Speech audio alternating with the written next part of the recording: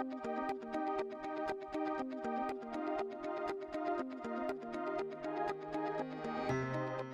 I'm DeeDee Trotter, three-time Olympian, Olympic gold and bronze medalist, and I run track and field. 400 meters was my discipline. I became interested in sports when I was about 10 years old. I picked up basketball and I was in love. I really loved basketball so much that it became the driving force behind me wanting to go to college. So I would pursue the University of Tennessee just as a 10-year-old, and I would make that dream come true. Yeah, Athens was hot, that's my first thought, but it was also my first Olympic experience. I was very wide-eyed, and just taking in everything that was happening around me. I didn't actually understand the magnitude of what I was doing in my first Olympics, so I perceived it differently. And it wasn't until I came home that the University of Tennessee had a homecoming football game, and it's our massive game of the year, and the stadium was full, and they wanted to honor all the Olympians. 2004, so I'm standing on the infield, and they finally got to my name, and I was one of the only ones who brought home a medal from the 2004 games.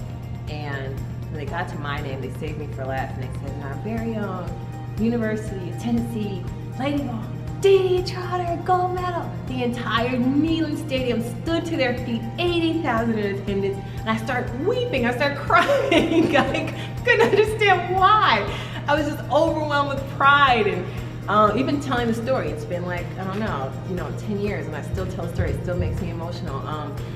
It was that moment that I realized the magnitude of what hope and what inspiration I brought just by being me and working hard. 2008 was a difficult year. I had an injury that I had to fight through, and it made my focus very distracted from enjoying the Olympics as the games. It was more so just focused on trying to get my knee together so I could compete, and I couldn't even enjoy my surroundings. I didn't get to go to the Great Wall. I didn't get to do any of the excursions or activities or anything because I was just in the zone of trying to be healthy. And thankfully, with EF, I was able to go to the Great Wall just about a month and a half ago, and so I got to relive that, yes.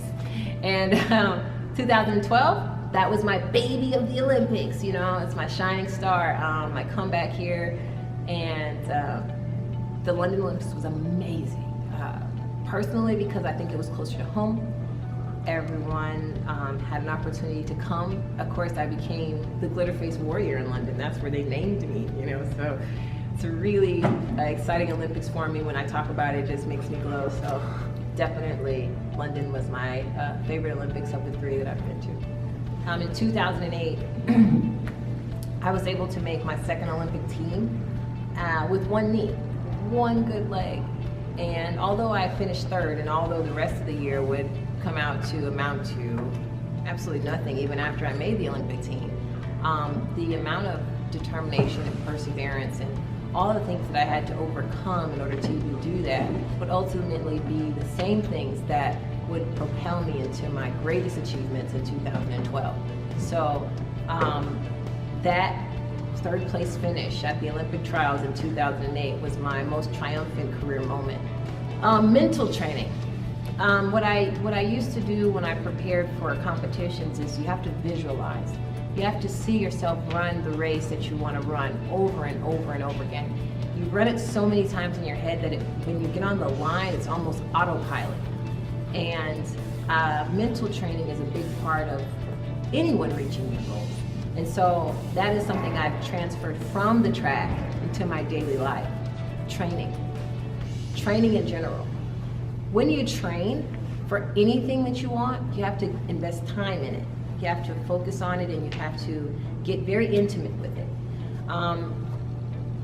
Without training for the things that you want to accomplish, you're not really spending enough time getting to know it and understanding how you want to achieve it.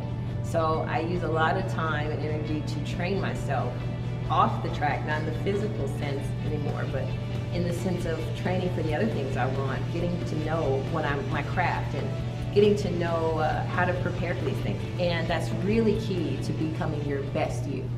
You gotta go with your passion first, I think. What do you feel passionate about? For me, I have lots of passions, and I think that sometimes creates chaos in my world. So It's really important that I narrow down some of the things that obviously stand out. Before I was a track star, my passion was basketball, but the running thing kind of just like, it took off. So I couldn't deny myself what was trying to shine, you know? You have to also identify what your gifts are and let them shine. You can't stop them. So for me, passion is a great identifier for trying to figure out like how to set your goals.